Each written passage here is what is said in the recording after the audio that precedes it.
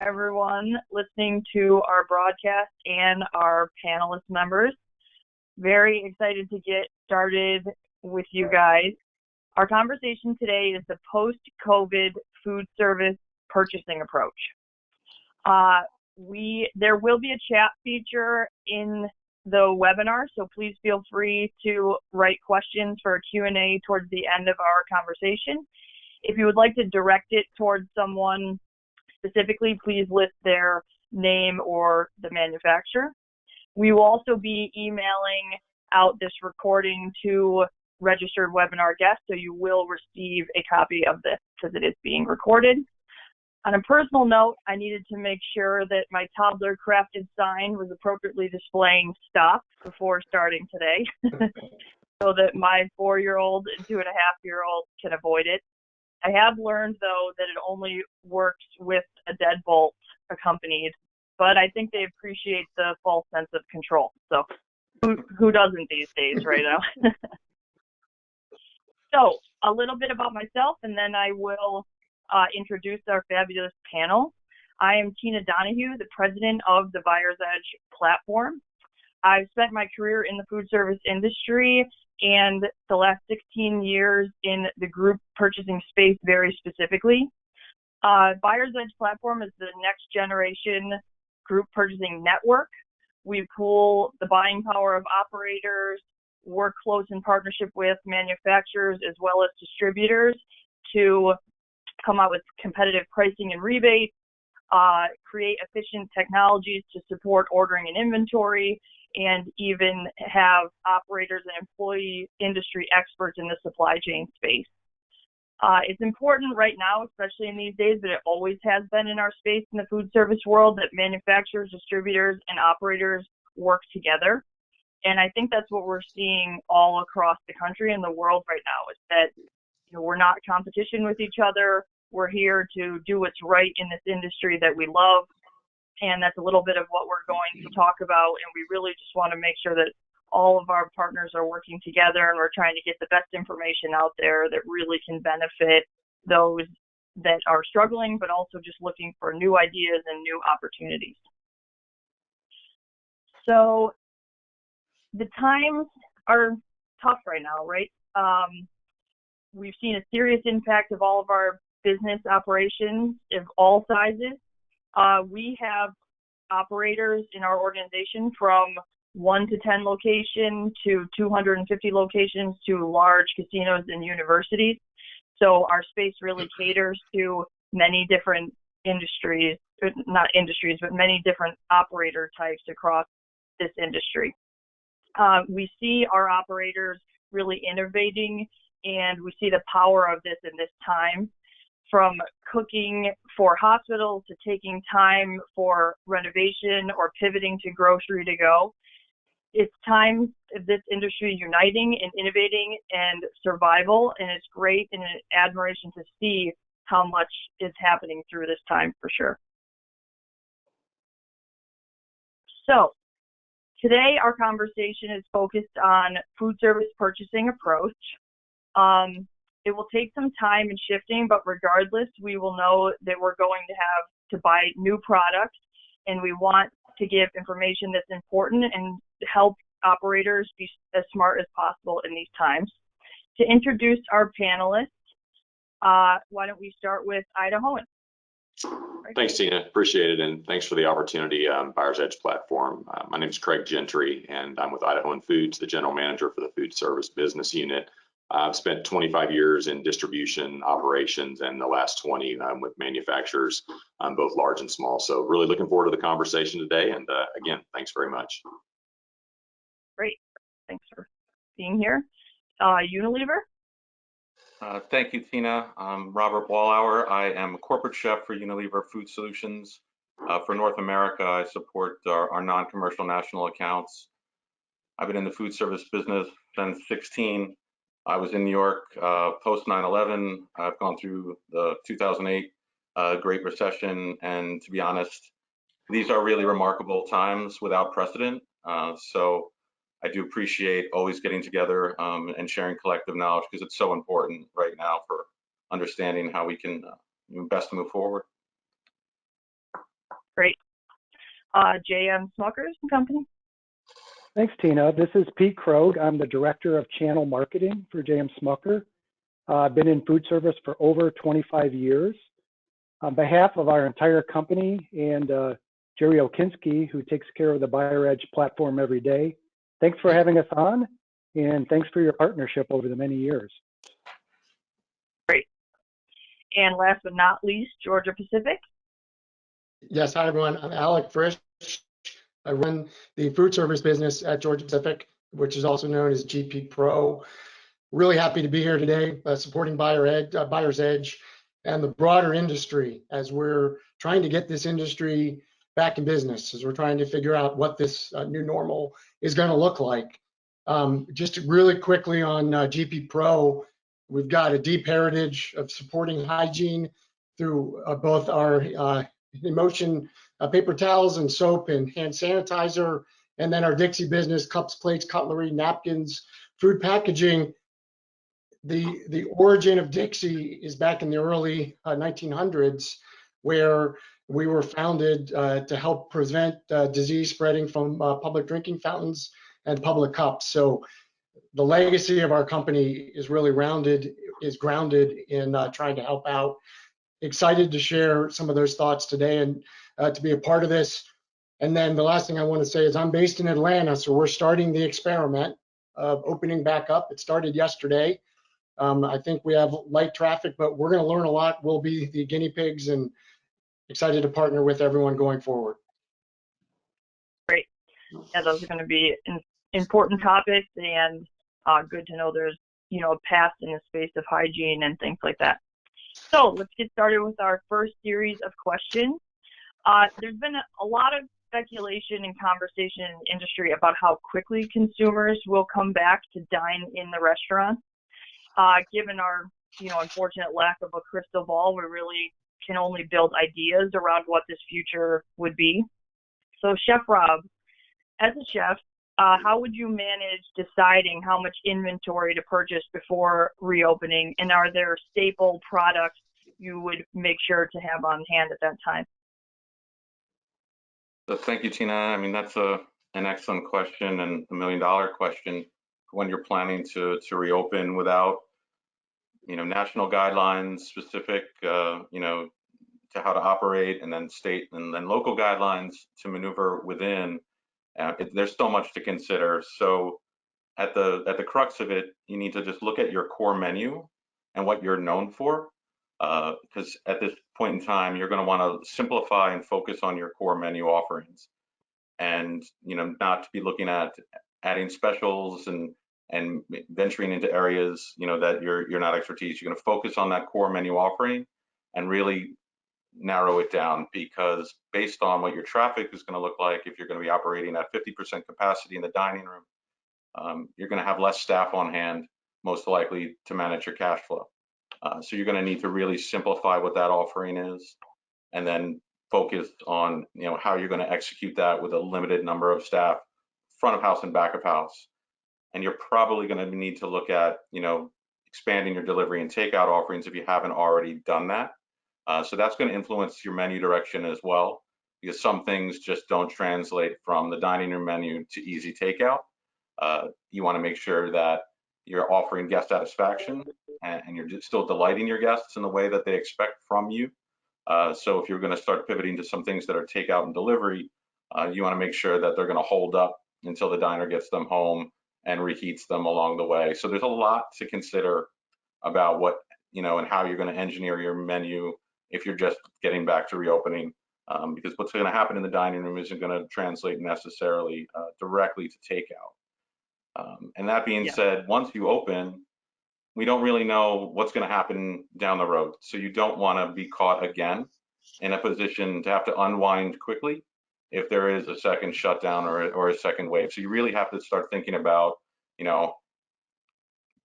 if I knew in December what was going to happen in March, what would I have done in that period? So you're kind of operating in that space. So you're going to probably want to carry less inventory, but you don't want to sacrifice on quality. So you need to, once you decide what your core menu offering is going to be, that's when you need to sort of look and see, okay, where am I going to allocate my labor resources back of house?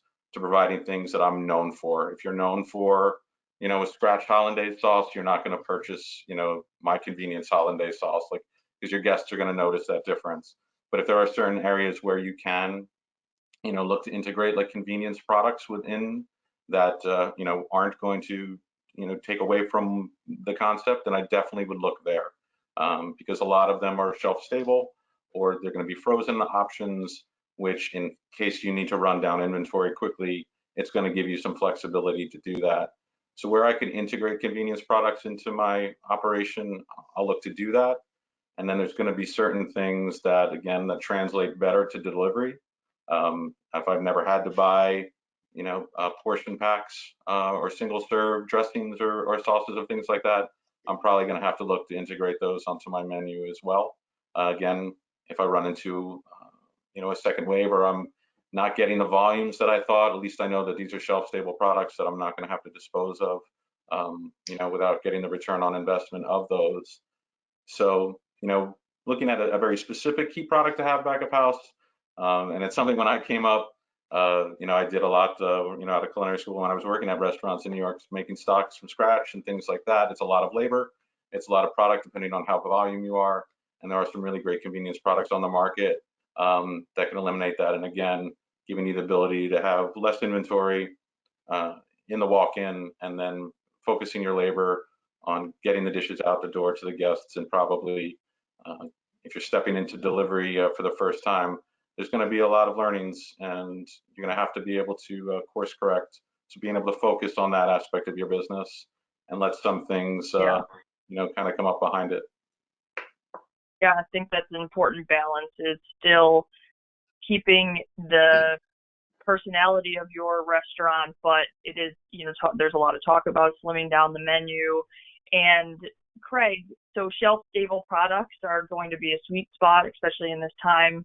Stocking up on them is going to be a smart move. Talk a little bit about some products that you have in the variety of uses. Sure, absolutely. Thanks, Tina. And Rob, great points. And I would just build on a couple of those by saying, now more than ever, flawless execution is going to be critical. The number of diners that you have coming through your establishments are going to be less. The importance of, executing well every single time to retain those guests that you do have is critical.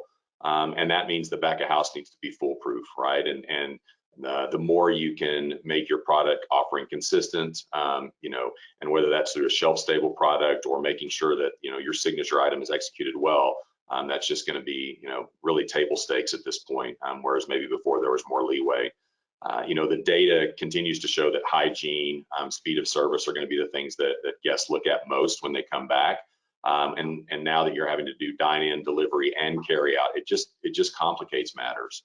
And so, adding those two things into what's, always been critically important and will be in this business, which is deliciousness, taste, you've now got this, extra set of criteria. And so when I look at products and think about, what it is, what are the criteria, they have to be multifunction. As Rob said, they've got to be simple. And they have to allow for demand fluctuations. Alec is experiencing now in Georgia, what does it look like when 25% of your patrons are allowed back in, or 50%, and are they all going to come back in at that point? You've got to be able to manage 10 patrons one night and 30 the next and none the next, and be able to, to manage your inventory. So, our products, fortunately, really sit in that sweet spot because they are shelf stable, they're fresh dried, a dehydrated potato product that's just really had water removed. And so I think, from allowing your flavors and allowing your dishes to shine through, we were just an excellent canvas for that. And so I see that, whether you want a mashed product or one with a little bit more particulate, they do a really great job at that. They also travel well. Rob mentioned again, and I'm sure we'll all hit it several times. Now, everybody's been forced into dine-in delivery and carry out. And so, while we're all doing it, or everyone's doing it in the short term, it's going to be a way of life going forward. And we're going to have to continue to get better at that. And so products like tater tumblers, which are a homemade tater tot that we produce, again, kind of allows that canvas, and they travel much better than sort of the traditional French fry or something like that.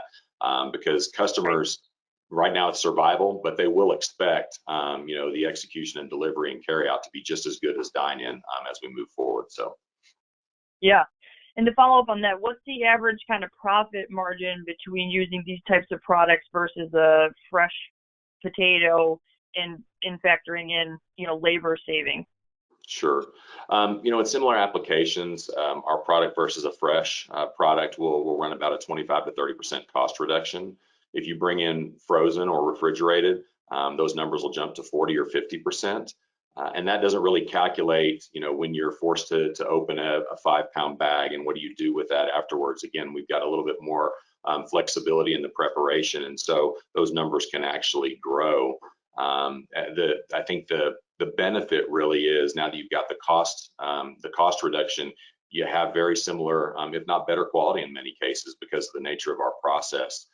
So not only do you have, a cost reduction, you have a taste an improvement, or at least, similar quality. And then you have a sustainability element there too, plus the ability to make product more on demand and to meet that demand, which does fluctuate. So.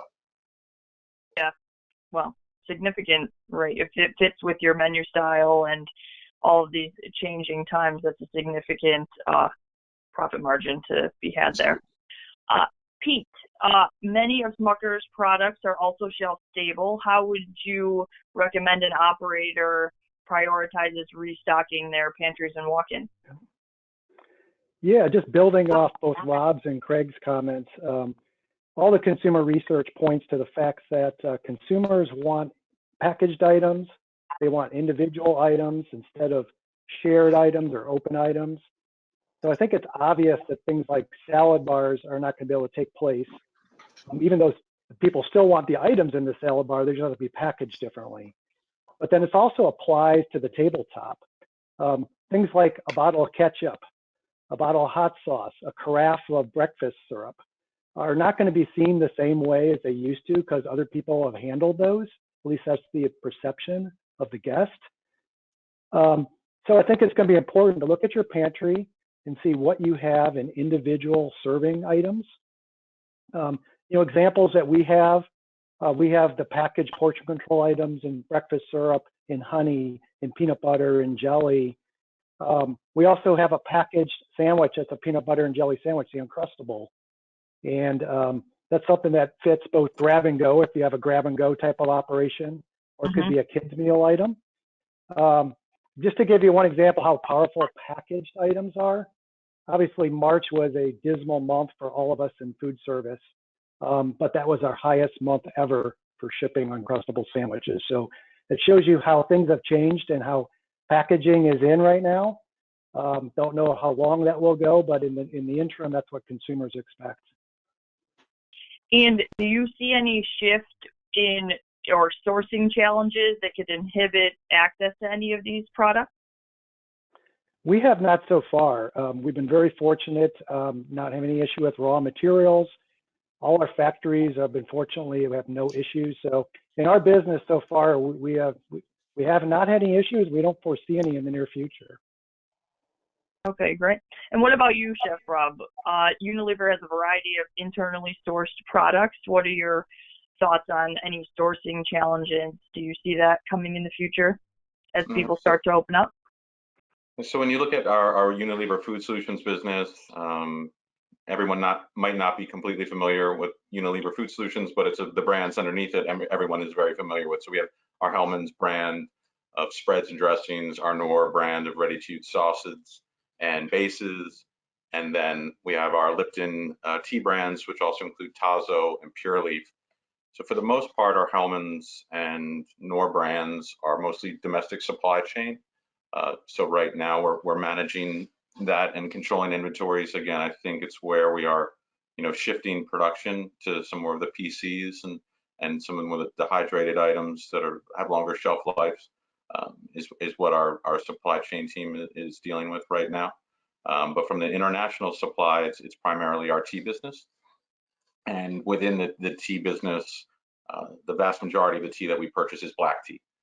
So from Asian markets in India and then in Argentina as well. So we have redundancy built within that supply chain, for those markets. There were some constraints in India earlier, which are opening back up, but then there was Argentina to fall back on, and then if supply there, we can shift back and forth. And right now, again, we had great supply in our Virginia warehouse where we ship the tea out throughout the country. So black tea is where there are opportunities for disruptions internationally from the supply chain. From our specialty teas and our pure leaf business, we work very closely and own and operate some of those plantations. So we really have great control of the supply chain when it comes to pure leaf and pure leaf organics. But it's some of the other tea brands where, again, it's black tea is purchased on a global marketplace. We've been doing it for longer than most with the Lipton brand, so we've got great relationships, and we don't anticipate any constraints on that supply chain right now. Okay, good, interesting. So, once all the operators are stocked and ready to serve the dine-in, consumers are going to really need to make sure patrons feel safe and comfortable in their restaurant. So a large topic coming up everywhere is really hygiene, and how are you going to demonstrate this to consumers? I think that it was important before this, but it's going to be more important than ever with signage and just consumers are going to be demanding that, which I think is good in a healthy way. But Alec, what are some ways that operators can rebuild patrons' confidence and ensure, hygiene experience within these operations? Well, let me start with it's definitely a different world, and the social distancing and the coronavirus pandemic, it has created what we're calling a hyper hygiene and really a hyper focus on hygiene, and certainly a focus now. And the big part of the discussions are what's the new normal going to look like, and how do we build the confidence of the patrons coming back into the establishments. At the same time, as we've already talked on this call, delivery and takeout has exploded, and we think that really is a new way of driving revenue. And even as you get patrons back in your restaurants, we think those trends are going to stick. And so finding ways to strengthen from a takeout packaging, from a sanitation, from a hygiene, from a tamper evidence, we think is also going to be a big opportunity. We did a study internally a couple of weeks ago, and we were trying to gauge what do patrons think about this hygiene situation and what are their areas of concern when they start going back into to restaurants. And I just want to hit a couple stats here. Concern in terms of the tables being sanitized.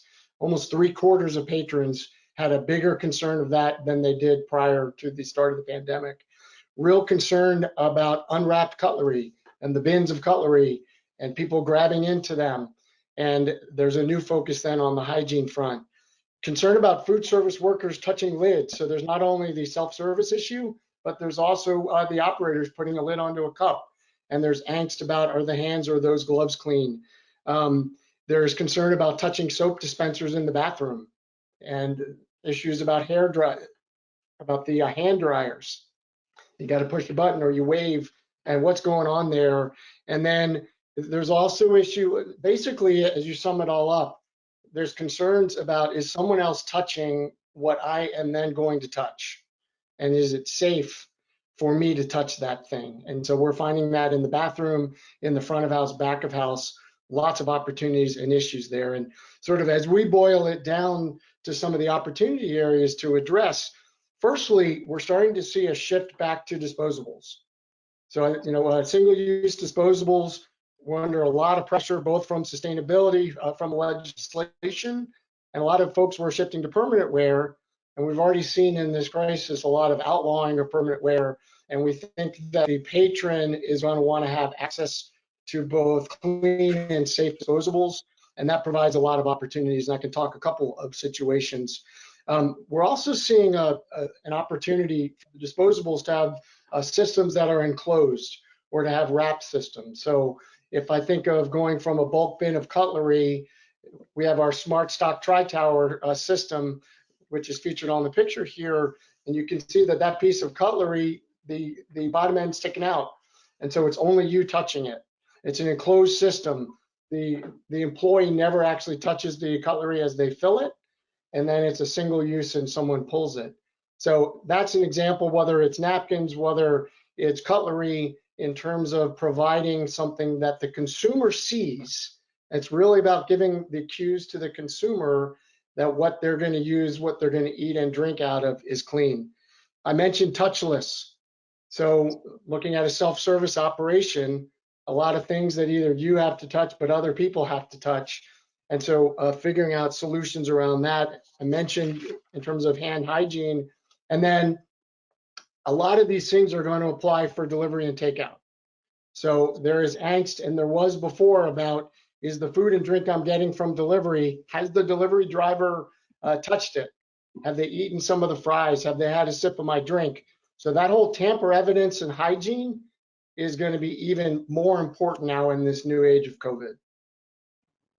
Yes, and are you finding that operators are going to need to carve out a new spend for these types of items? Any suggestions to make, to show patrons these hygienic behaviors? Sure. So a couple thoughts about that. One is there will likely have to be some incremental spend in terms of the practices from a cleaning standpoint, in terms of disposables. It really depends on where an operator was at the start of this, about where were they from using systems and disposables and from a hygiene practices. If you're already pretty advanced, then there might not be a lot of incremental spend. If you were a little bit behind the curve and you're catching up, then it's probably a bit more. One of the things I'd recommend is start with an audit about your space. What are the opportunities to improve the hygiene and cleanliness? And there's lots of ways to do that. Social media, word of mouth. One of the things that we put together and we're going to make available at the end of this webinar is what we're calling an actionable hygiene checklist. And we actually went to the OSHA guidelines, which is like a 31-page document, and we pulled out what are those relevant things for hygiene and cleanliness. And then we've said, what are all the things we think and OSHA thinks that a restaurant needs to do to get back into business? And then to make it easy for the GP portfolio, we then have suggested specific products to actually connect against those needs. So we're thinking that is a big opportunity to help figure it out. Now, it depends on the products and the systems that you are going to use in terms of whether it ends up costing more. So some of our systems, like our SmartStock cutlery, our motion paper towels, our SmartStock napkin, they actually lower the product usage by 30–40%. So you get the hygiene benefit and you get the safety. And in many of those systems, you can actually save money by making that switch for more of a commodity item. So it doesn't have to cost more, but I do think that the consumer's expectations are going to be that they want to see lots of overt signs. And just one other thing I want to mention is that we launched probably a year ago. It's the Dixie Ultra Surface System Wiper, and it's a bucket that has our wipes inside that you add your own disinfectant to. And that itself, but not only does it work really well and you're not using those shop rags and all of that, it gives a cue to the consumer that you're actively working on the hygiene of your restaurants. And then the last comment to your point of how do you show, we're starting to see a lot of operators and chains beginning to advertise social media about what are they doing. We all have gotten those emails about Nordstrom and Delta. What are they doing from a sanitation? What are they doing, to make it safe to be a customer? And so we'd encourage everyone, as you start to make those practices and make those changes, to trumpet it, because your patrons are going to want to hear it. They're going to want to see it to feel a lot more comfortable. Yeah, no question. I think that's the main topic, even in states that are reopening. It's really around hygiene and wrapped silverware, maybe not all being plastic, but having it be concealed and not touched. So I think we're going to be hearing, more and more about this topic, and it's really going to be mandated even more so now by states and governments. It's going to be even more than consumers wanting. Yeah. There's going to be, stringent rules and regulation, and it's going to be the whole, new norm that everyone keeps talking about. So it'll be interesting to see how that plays out. So for our last question, before question and answer, and then we have a winner of our prize for this webinar.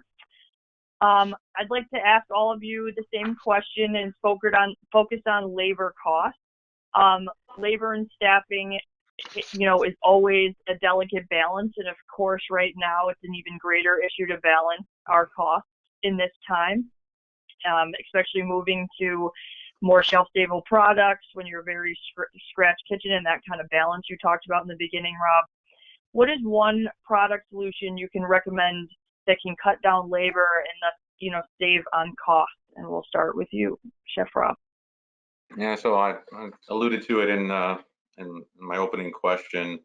I think when you look at bases to build off of, product that has multiple uses, so you can use it in a lot of different applications where you can really cross-utilize it. So I think if you're making chicken stock from scratch and you're having 160 pounds of bones brought in, and even to make a white stock, you're taking a lot of time in your steam kettle to produce that and requiring labor to strain it. Perhaps that's one area where you could really look at both the cost and the labor savings. We've got great clean label bases, the liquid concentrated, shelf stable, and so easy, to integrate into a number of different dishes and applications. Could be just a great consideration. If only for a short term, but certainly as that solution, if that's something you're doing in your operation, it might be something you definitely want to consider doing. Reallocate that labor, and then see again what direction things move forward. That way you can pivot quickly if you need to address things, and knowing that the solution itself is shelf stable and will be there for when you need it. Yeah, I think that it's also can be a recommendation. It's a lot of talk around shelf-stable, but it also can be around this time of reopening, this time of not really knowing if this virus will spike again as the state's open. So I think that, going back to scratch kitchen, I think always can happen, but having these options, knowing the manufacturers that have them available is important in trying to kind of dip the toe in the water, get things open, see if consumers are coming back, and really today focusing on hygiene is kind of the new norm that has to be shown to the consumer. So Pete, same questions. Any one product you would recommend to cut down on labor and save on cost? Yes, thank you. Our Select Brew on-demand coffee system is a great way to save on waste because you're never throwing out coffee, and minimize labor. You don't have to clean and prepare the coffee. Just with a push of a button, you have coffee anytime you want it, the same consistent quality. And something really cool that we're working on, our system's been known for hot coffee in the past, but cold coffee is what's really growing right now. Whether it's cold brew or iced coffee, it's been growing double digits for the last 4 years, much faster than hot coffee. But the problem is it's really an operational challenge to make it. A lot of times folks are brewing the coffee the night before, putting it in the refrigerator, and then bringing it out. And what normally happens, either you made too much or you made too little. Both of those are problems. So with our system, you don't have to worry about that. It's really on demand. You use the amount of coffee you need, so there's no waste, and really minimizes really a lot of that labor time. Great. Yes, that's a good point with the pots, and coffee is unique in the sense that, I think restaurateurs are very loyal, and also consumers are. So having options and, doing samples that cut down on labor is just a different way that we need to think of things these days. Alec, how about for Georgia Pacific? So I was going to try to cheat and talk about our whole SmartStock line of dispensers, but that's more than one product. So I'll just go back to SmartStock Tri-Tower, which is our new cutlery dispenser. And I think the big thing, in addition to hygiene and all the other benefits I talked about, is that system holds up to 390 pieces of cutlery, and it's 3 chutes. It's interchangeable, so it can be all forks, all knives, all spoons. And the traditional bulk bins hold about 20, 25 pieces. So you have to refill that dispenser 3 or 4 times less. So just from a labor standpoint, in rush, in peak time, you got bulk cutlery, you got to be filling it. It frees up time for your employees to spend more time on their desks. So that's probably the biggest thing from a labor standpoint. And waste, I would assume, not taking two when you didn't need them or taking multiple in one handful. It reduces about 30% of usage. So sort of similar things across all those different SmartStock dispensing systems. So you don't Great. get stuff scattered all around on the counter. Yeah. Right. Craig, how about for Idahoan? Sure. So I will cheat just a little bit and talk maybe a little bit more about concept. Every one of us has mentioned, and it's clear, and I'm sure that, we've attended many insight sessions. Labor has forever changed. And no matter how we return to whatever normal looks like in 6, 9, 12 months, whatever that is, the focus on labor in front of house, to demonstrate what you're doing to ensure patrons' health is going to be critical. So one of the things that we're really focused on is, how does that manifest in back of house and execution, and the bowl concept, which was already here before and doing well across, many cuisines, we think will continue to carry a lot of weight. Sorry guys, my automatic lights just went off. And so when we're developing and looking at mashed or shreds, we're thinking about, how ease of execution both in-house, and carrying proteins and flavors in a more economical way, or whether it's in delivery. So we're just working around that concept of bowls in many ethnic sort of executions with both our mashed and our shreds. Great, good. And I know, Chef Rob, we've had some clients come out and you have helped them identify new menu options as well. Was that primarily around the bases and combining for that? I mean, it's unique to every operator. When we get into an ideation, when I take a look at their menu, or if they come with a specific brief of something they're working on. But the bases always, come into play. If you haven't considered working with them, it's a huge labor savings, it's a cost savings, and then it also helps you manage inventory controls. So, when you're looking at an environment where forecasting is probably going to be so difficult, like Craig had mentioned earlier, day to day, you're going to be dealing with a different number of guests. Things are, you're going to have to build that flexibility and resiliency into your operation, into your pantry, and having products that can really be flexible, that aren't, you don't have to worry about spoilage and things like that are going to be, super paramount in this development. So, and just from a flavor profile, I usually will, under normal circumstances, introduce some different hacks that you can do with our products as far as marinades and seasonings that you wouldn't expect, from a traditional stock if you made from scratch. But of course, they're now falling back on their original purpose as a base. But as a chef, I love to play with them in sort of unique and unexpected ways. And as always, in our partnership, the Buyer's Edge platform and you guys as manufacturer, we'd love to hear, what you're hearing from operators and what you're creating and coming up with. There's been kind of conversations on whether manufacturers are innovating right now, or if right now with, volumes down significantly, is it not the time to innovate? Also the idea that restaurateurs are going to be limiting their menu. So is it harder to add a new item to a restaurateur's menu or replace one? So all of those conversations I know are happening for you guys. So keep us informed and we'll make sure to get it out to our membership base, because I think the more ideas right now, the better. I think knowledge is power, and that's what this webinar is for and what we want to keep putting out there. Great.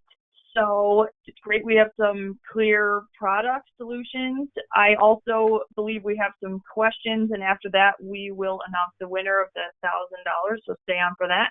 Jillian, I will pass it over to you for any questions. Okay, the first question is for Alec with Georgia Pacific. Can you talk a little bit about the supply currently of soap and sanitizer and dispensers, and what you see might be an impact over the next month?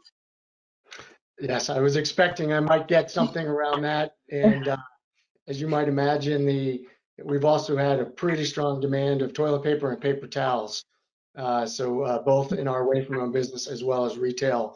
I can tell you that I guess short answer is we're working to get as much as we possibly can, as I think every soap and sanitizer company has seen. The demand has spiked 5x, 10x.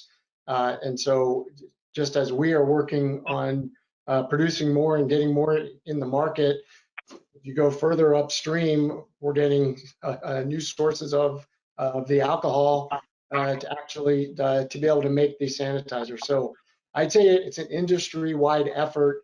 We've got shortages across, as far as I know, pretty much across everyone who is producing. I actually don't know the specifics of what we have available when. I know that we're doing everything possible to service as many customers as we possibly can. Great, thank you. This question's for any of you that would like to reply, but we'll start with Chef Rob. Do you feel that the last few years, a lot of customer attention on local and sustainable, especially concerning an increased need in paper projects, is going to lose focus? Yeah, that's a great question. I don't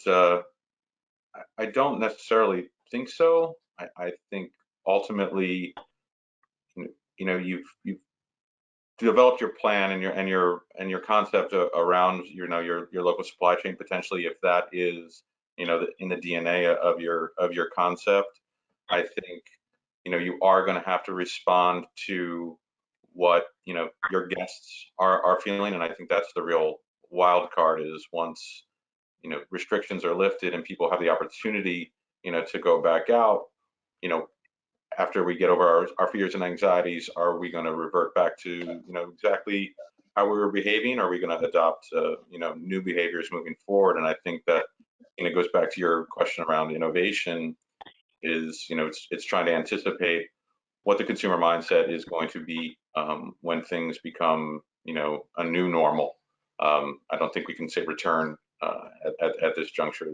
There's permanent changes. So I do think that if you're known for that, and that's how you are built your business, then returning to your roots is going to be what brings in your customers quickly. So I think perhaps as it gets to become ubiquitous, that might slow down in the short term. I think people who we're looking at introducing things like that into their supply chain are probably going to maybe be reconsidering or tempering some things and going to consistent sources of supply.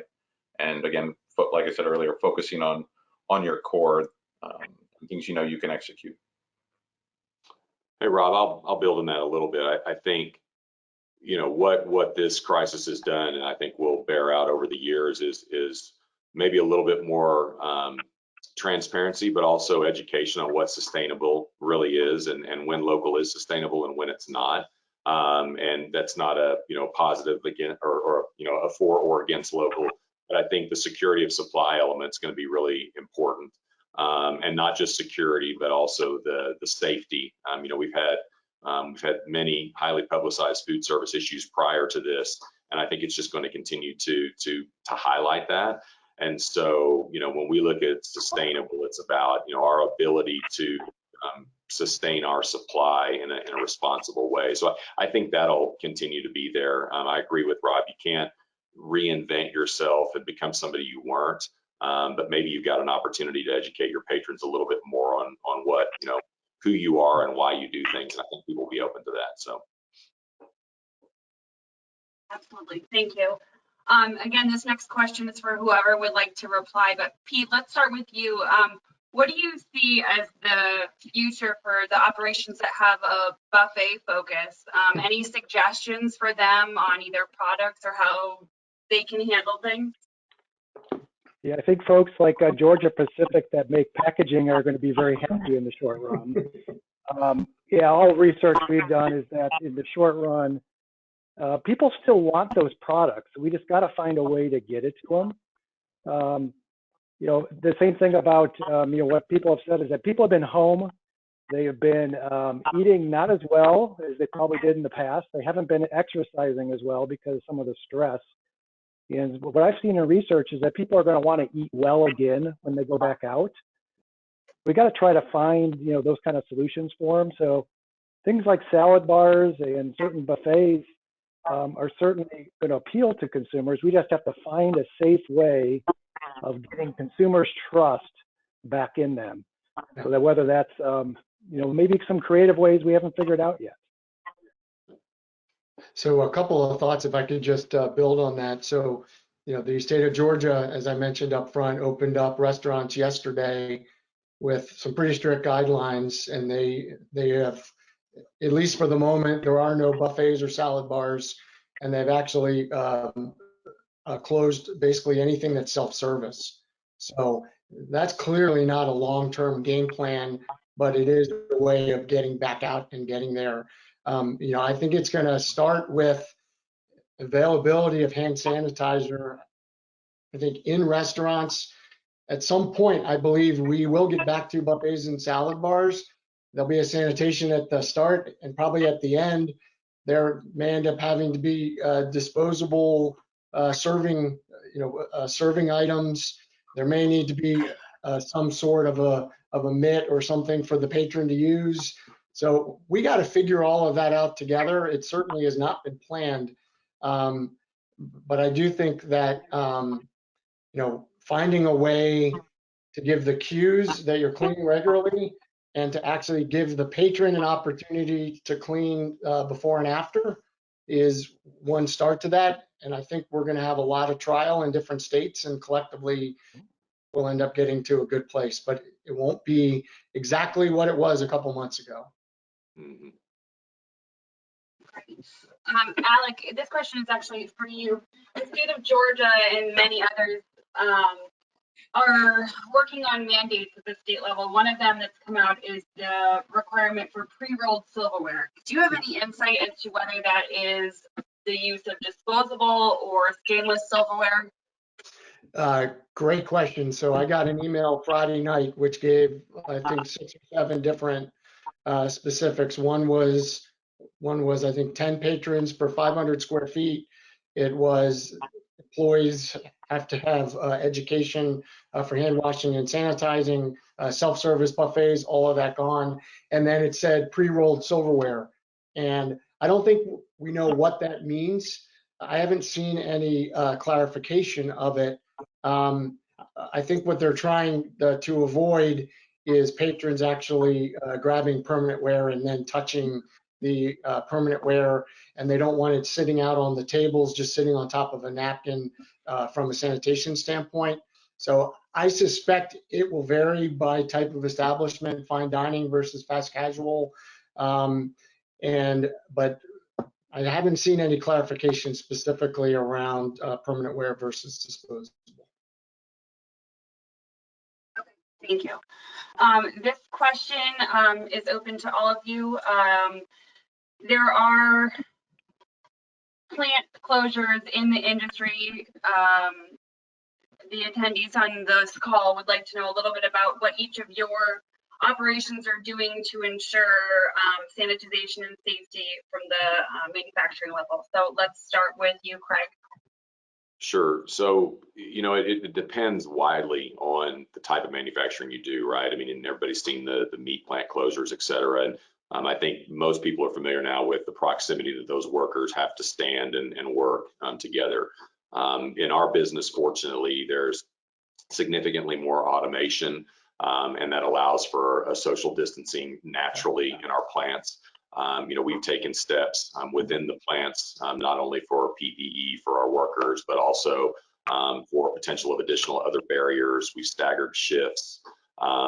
We've done other elements in break rooms to make sure that we don't have, sort of groups gathering. And so, again, but it really varies widely. We're fortunate in the fact that we're in a state, and our manufacturing is in a state that's fairly sparsely populated, so that has helped us. but it hasn't, precluded us from making sure that we don't have those guidelines in place either. I mean, there are other major manufacturers here, and we're cognizant of the fact that we're also on, several major highways, et cetera. So we're actually looking now to the future as we reopen things.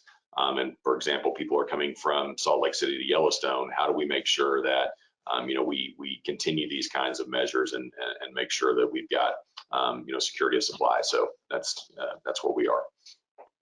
Thank you, Alex. So I would pretty much echo what Craig said. We've been doing some very similar things in our facilities.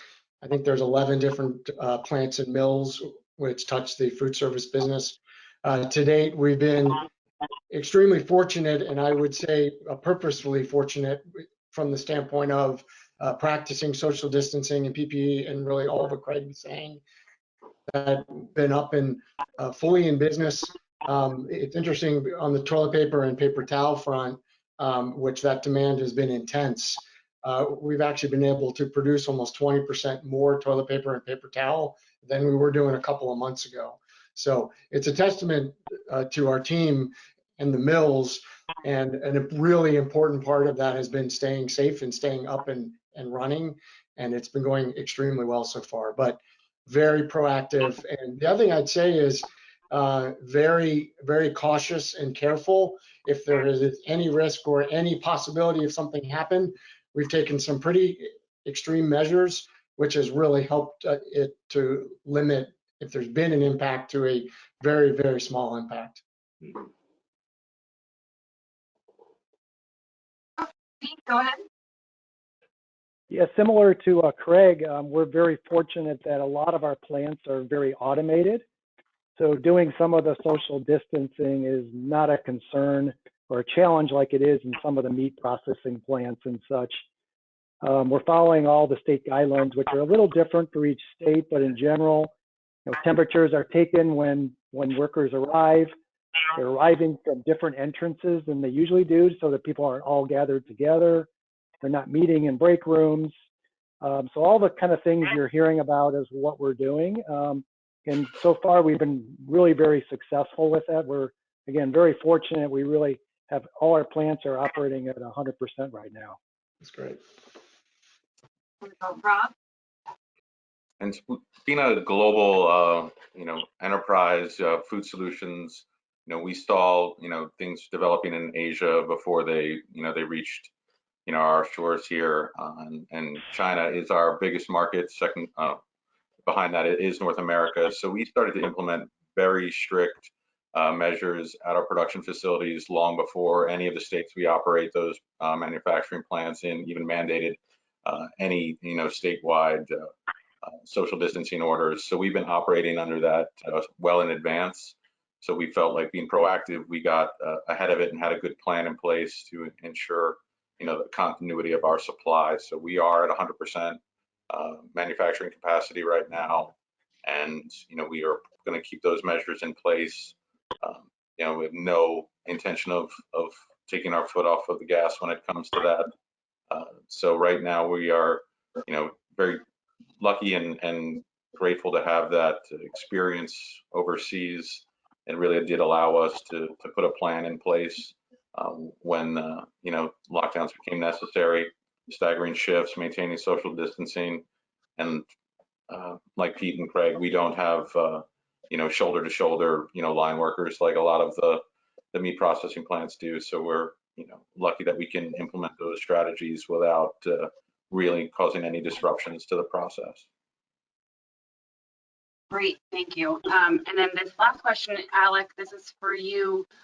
What do you think a restaurant, hotel, casino operator can do to make a patron feel comfortable with the door handles, entrances, the bathroom? Are there product specific, or what kind of recommendations do you have? That's a great point.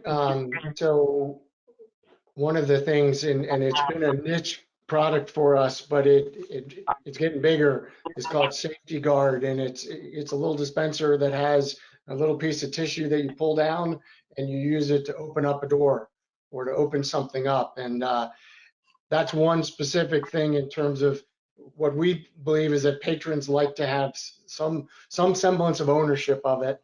If they can do something proactive, that helps on top of the confidence of cleaning. So I think visibility of the cleaning crew and spraying down doors, spraying things down, being a lot more proactive and out and visible is an important part.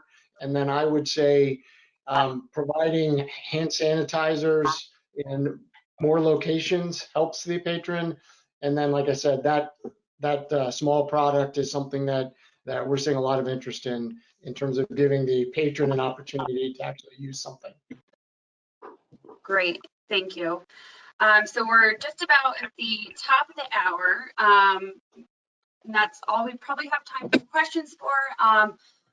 We will be sharing a recording of today's webinar following the event, so please look for that. And please feel free to ask us any further questions you might have. The Buyer's Edge platform also has a detailed COVID operator support site. It's listed here on the slide. We've been sharing some great resources there, so check that out. But Tina, I'll swing it back over to you to announce the winner of our $1,000 prize.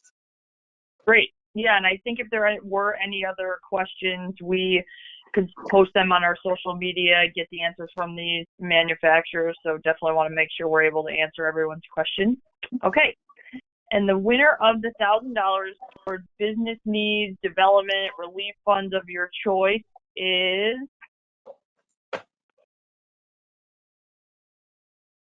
Dun, dun, dun. Got to put on glasses to see this. Oh, there you go. Tony Casino from Rebecca's Cafe. So a great long-term client of ours for many years. Very excited to hear that. And we will be sending out an email with details after this. Thank you everyone for attending. Thank you to our panelists for spending time with us and sharing all of your knowledge. And we wish everyone a safe and healthy rest of the day. Thanks. Take care. Thanks. All right. Thank you. Thanks, everybody. Thank you.